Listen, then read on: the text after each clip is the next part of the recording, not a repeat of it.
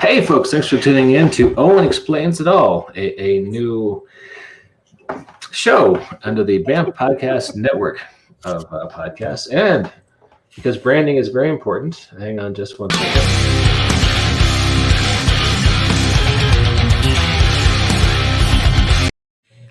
That is your assurance that you're listening to a high quality podcast. And I think the 3D effect really adds something to it, doesn't it? Kind of draws absolutely 100%. Yeah.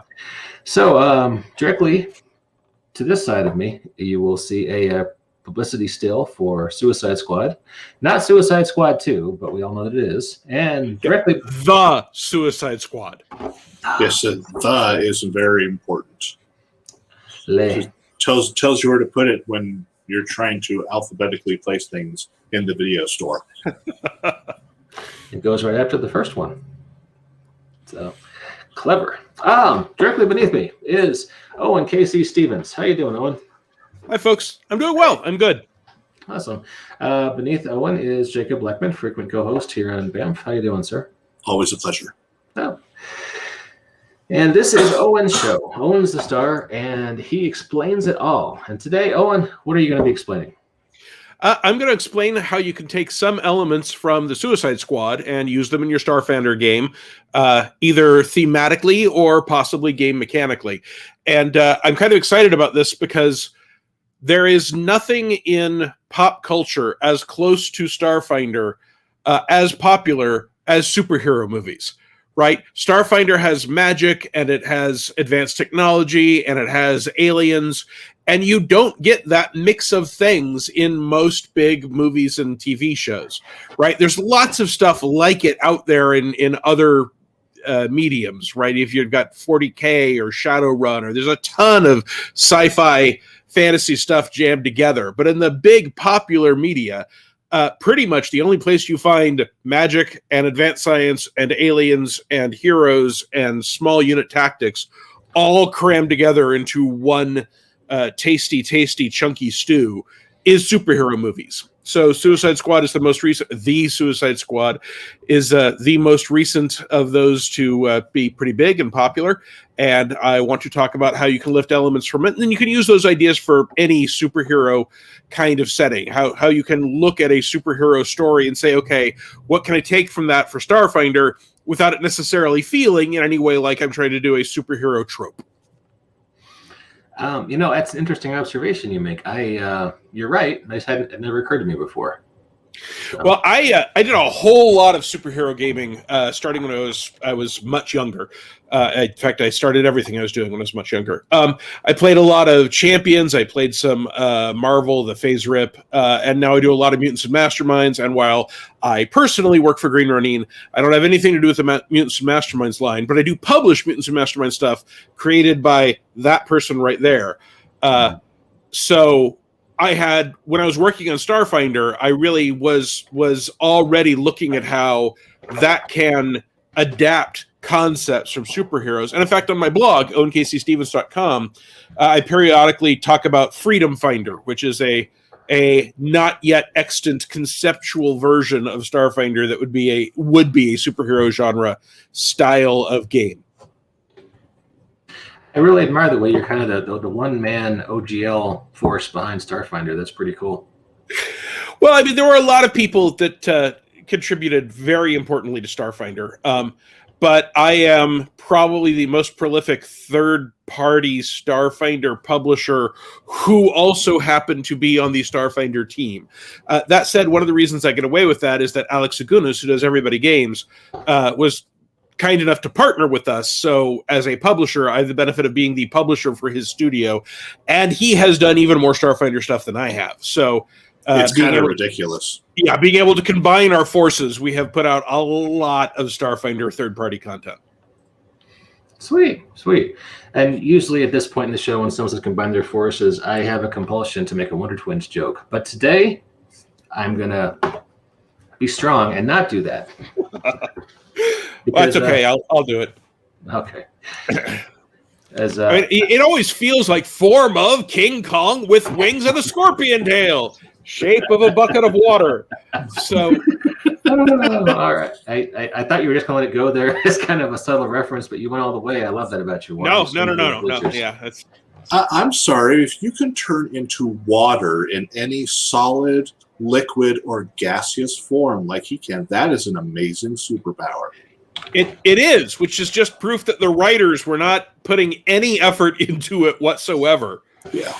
You know, anything Iceman can do, he could do. Anything that any of the hydrokinetics can do in various comics, he could do just directly, personally. And they just pretty much went with bucket of water.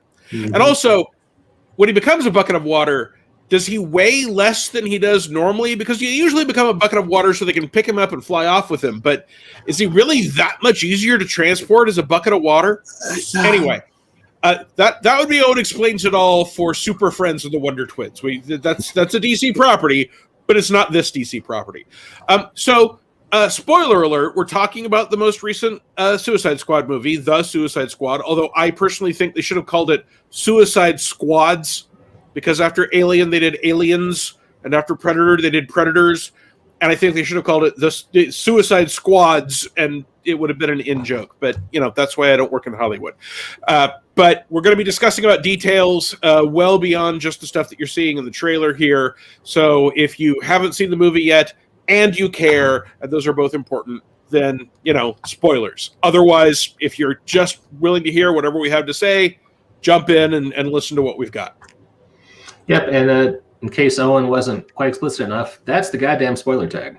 If you don't want to be spoiled, go look at TikTok videos or something. So. Yeah. Go somewhere else. Okay. So there are a number of fascinating elements about the Suicide Squad.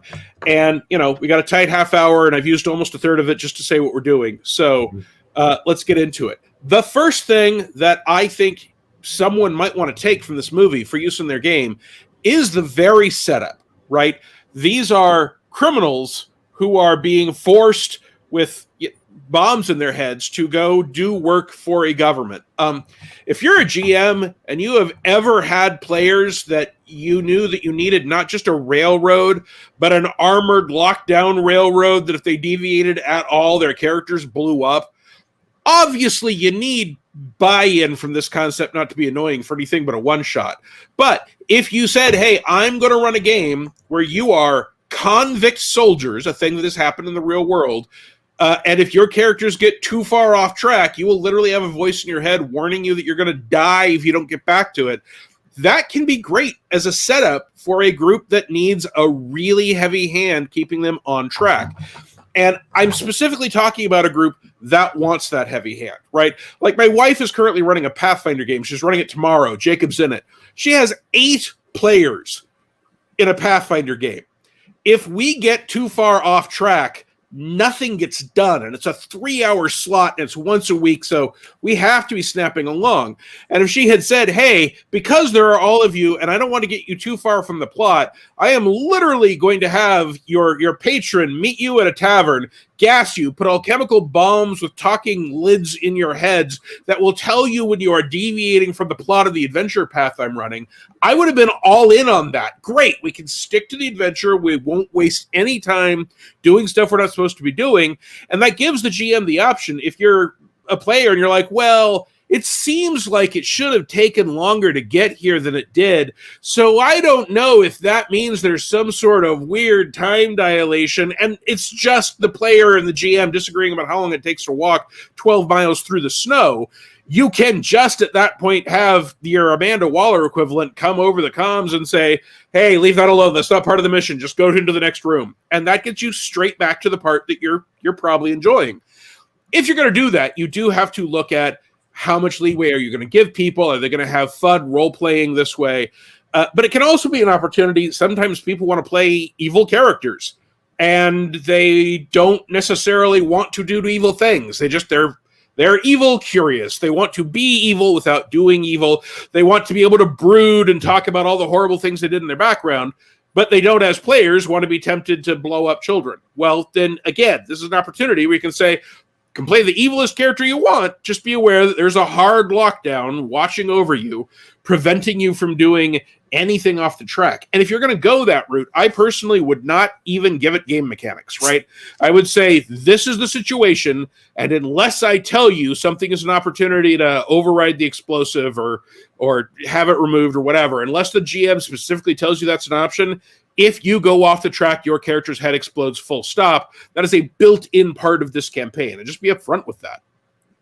There is even an option of a non-lethal motivation for characters. It's called the Gaia Spell, and it has existed since the first edition of Dungeons & Dragons.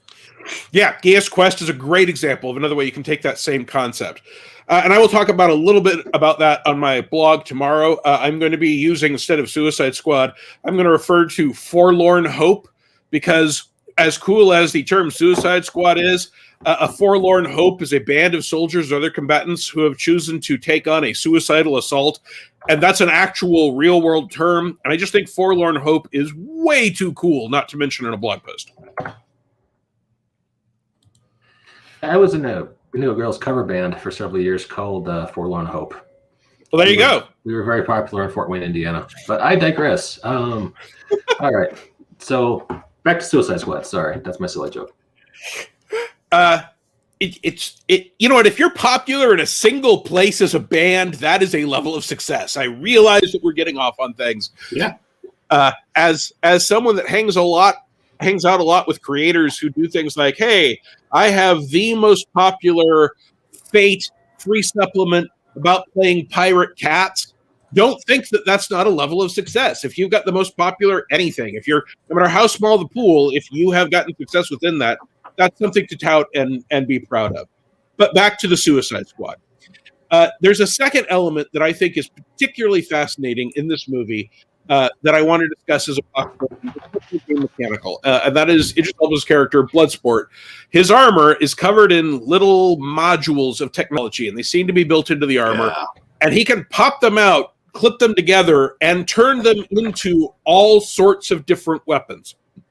And these range from little grapple lines to pistols to, at one point, a huge weapon with a big spinning thing at the end that he is using to shoot at a kaiju. That is obviously some sort of, to kind of go back to my champions rooms, that's sort of a multi-power, a variable power pool. That is a thing that he has so many options he can use in each day. And then when they're up, he has used them all. Because Starfinder has leveled equipment, it would not be difficult to be able to say, hey, your equipment can form 3 pieces of equipment of your level +2, 3 pieces of your level +1, 3 pieces of your level, and 3 pieces below your level. And we'll look at the numbers and what they would mean more when I talk about it on the blog tomorrow. And set that up as, I can only have one of these going at a time. But if what I need is the grappler, that's a low-level piece of equipment, but it will let me swing over this line. Or what I need is a flight pack or jump boots, whatever. I can have those listed out. I personally would not ever recommend you let people pick any equipment at the table. Maybe they can change it when they gain a level. That makes sense. But there are so many equipment options in Starfinder that if you tell someone your 6th-level character can have any one 6th-level piece of equipment you pick during play, the game may grind to a halt for half an hour as they flip through the armory and then near space and then the Galaxy Exploration Manual, because they're pretty sure there's one piece of equipment that will fix this problem. Fair enough. Yeah, I was thinking about that, considering in his background he's supposed to have taken out Superman with a shot at one point. A kryptonite bullet, specifically. I was thinking that a lot of these component pieces he has could have been him switching his weapon into the alien Bane cannon that he had initially used on Superman because there was suddenly an alien kaiju in front of him. Right. So he assembled all the pieces for his alien Bane gun to shoot it. And that's the perfect graft weapon that Starfinder already has in its mechanics. And I think the way to do that, instead of giving someone a piece of equipment that does all these things, I think what you want to do is create an archetype. Because that is going to function more like a class power than like equipment, right? You want someone to still have regular equipment. Starfinder, for better or for worse, is a treasure and credit-driven game. You don't want someone to be so separated with a separate set of equipment that they never get excited when they pick up a new grenade or a gun, whatever. But if you do it as an archetype, then any character class can take it. It starts to come in at second level, and you can just say, okay, it's going to be useful this many times a day at second, and it's going to be useful this many times a day at fourth, and it'll have this additional use at sixth. And I will go into more detail about how I think you would want to do that at the blog tomorrow. But I think if you want to do, I mean, it's almost an artificer character, right? They make a big deal out of the fact that he and Peacemaker are so similar. But the one place, other than attitude and language, the one place where they are radically different is that Peacemaker is carrying whatever he has on his hip, and Bloodsport can make all these different things that do what he needs them to at that moment.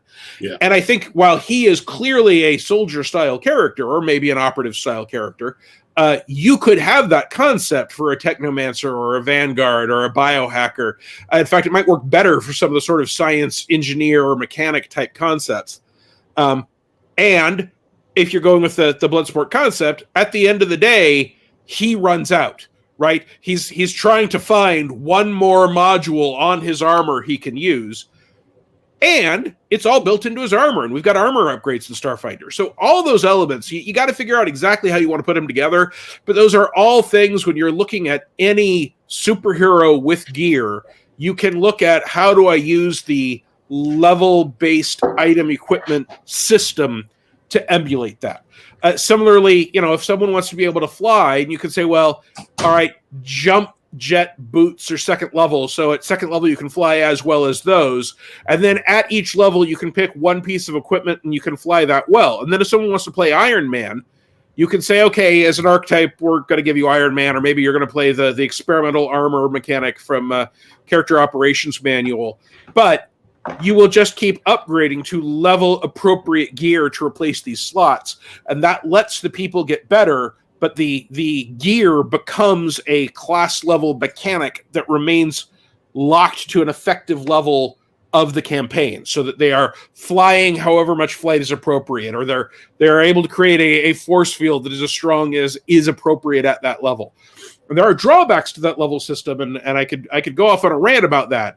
But this is one of the places where it could be really great to be able to say, hey, your special power is that you can fill your armor slot with any one armor upgrade up to this level, and with a week of downtime, so anytime we're doing starship travel or you level, you can change it, and you can get that kind of flexible, can do anything under the right circumstances gear power, without having to constantly decide what is appropriate for how much you can fly, how much you can teleport, how much you can shoot, etc. Jacob, talk for a sec. But like I was saying, with the cannons, that was something that was the idea I had with the grass. Otherwise, if you want to get into some of the other characters, you can usually see a lot of the archetypes that might be available.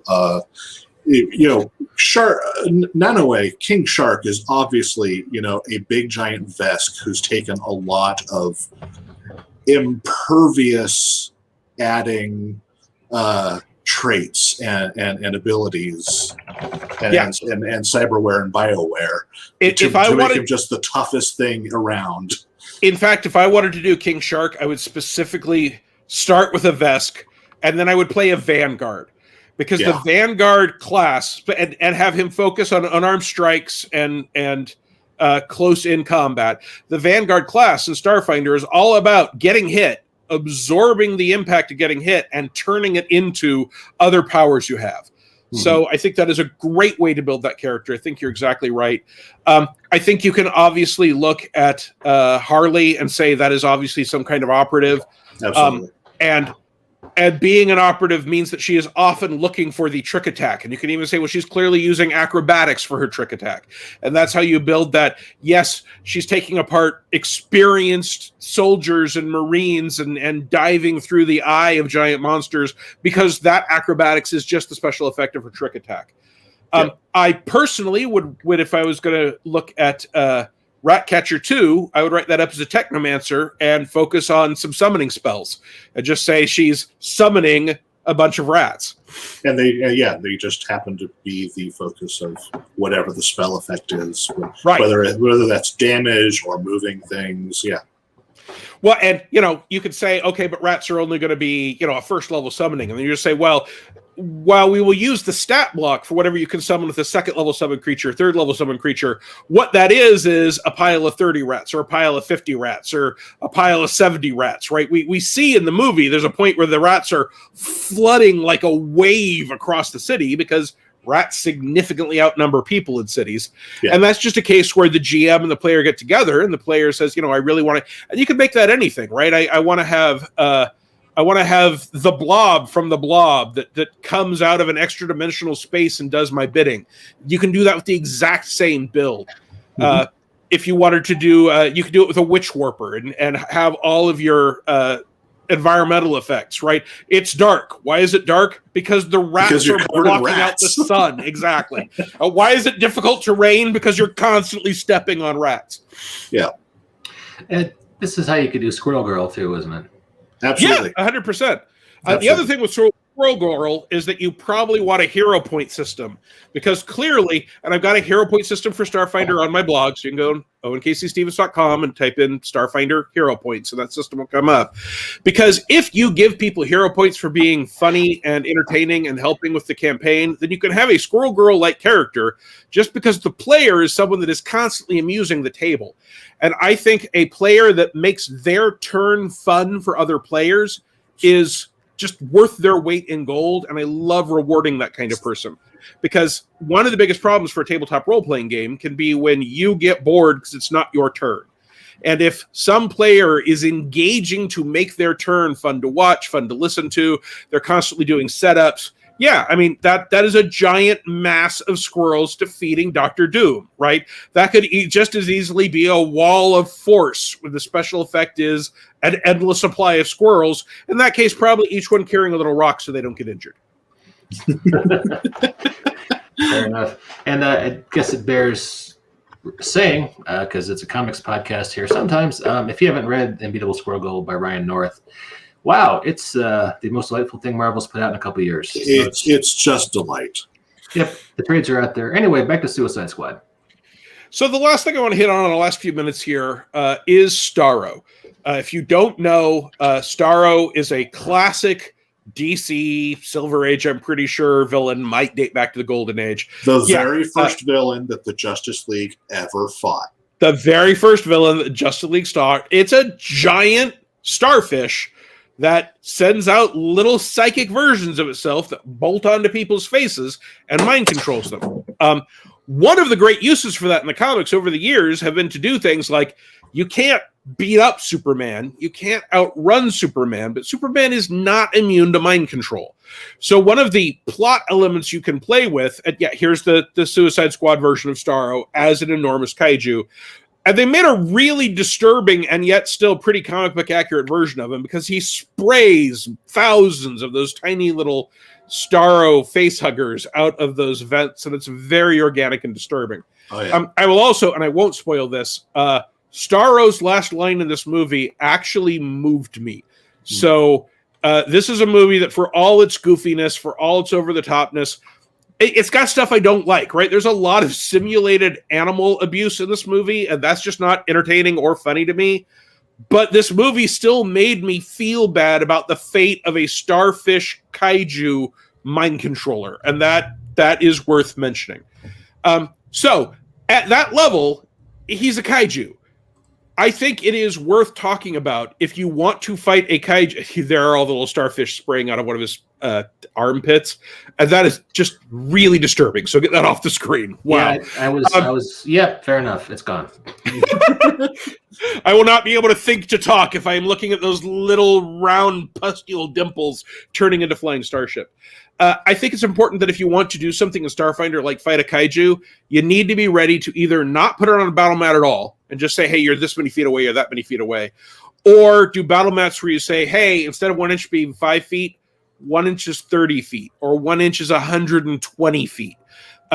And there are things like sniper weapons and the ability to be ridiculously fast and vehicle rules that are hard to play with at the 5 foot per inch level. So having a giant kaiju is a great excuse to pull out those bigger scales. And then if someone has a sniper weapon and they can become, 1 inch range increment becomes 250 feet, and they say, well, it's a quarter mile away. And they're like, wait.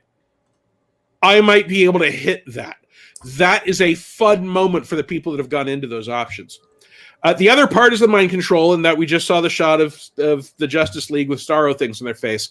They did something in this movie that I think was specifically designed to dodge ethical questions, in that they established early on that in this version of Starro, when he mind controls someone, it's a corpse under there. That person is already dead.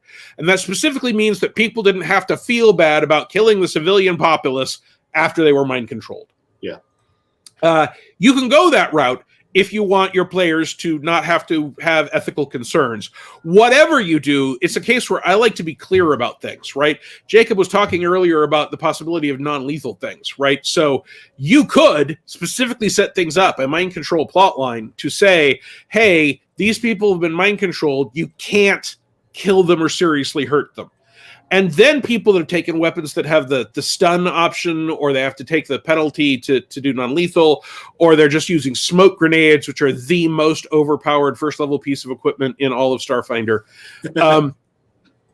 They get options. So again, that's the sort of thing where you can take that plot and use it to make things that were perhaps non-peak options much more valuable for that fight.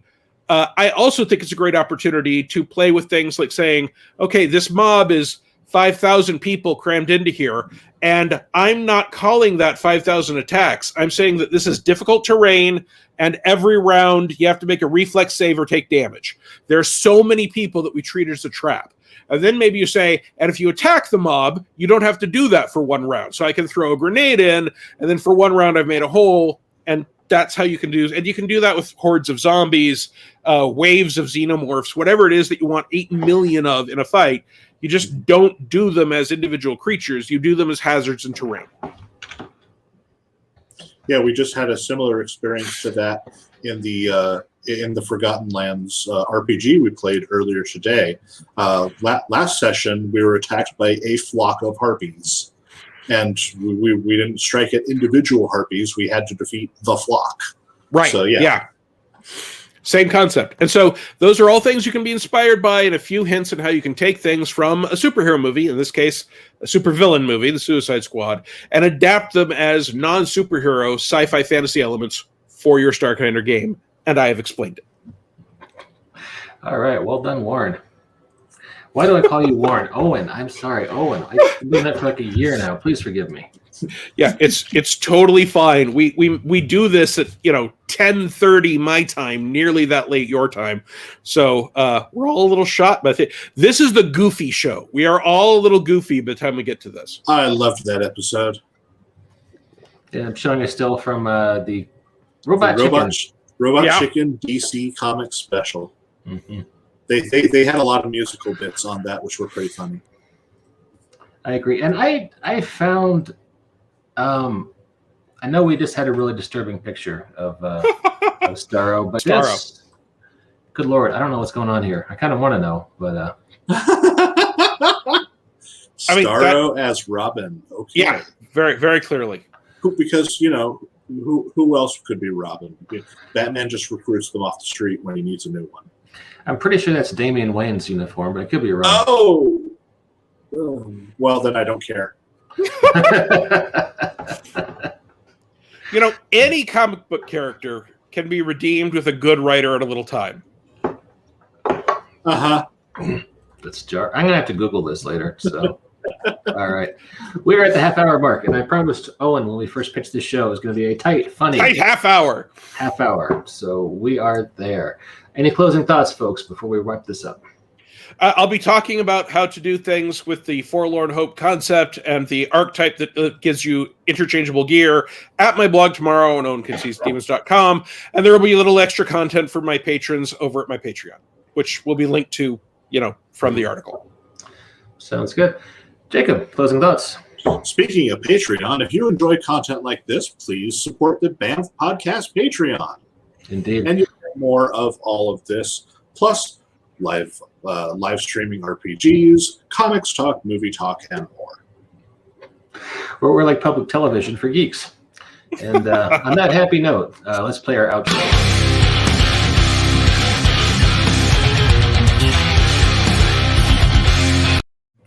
Does that sound like an early Metallica riff to you guys? Yes. I know it sounds better than Metallica. Yeah. All right, cool. Well, hey, thanks everyone for checking out Owen Explains It All. We'll be back in 2 weeks talking about more pop culture craziness a la Starfinder. So thanks, Owen. Thanks, Jacob. We will see y'all next week. Or 2 weeks. I just said it. My bad.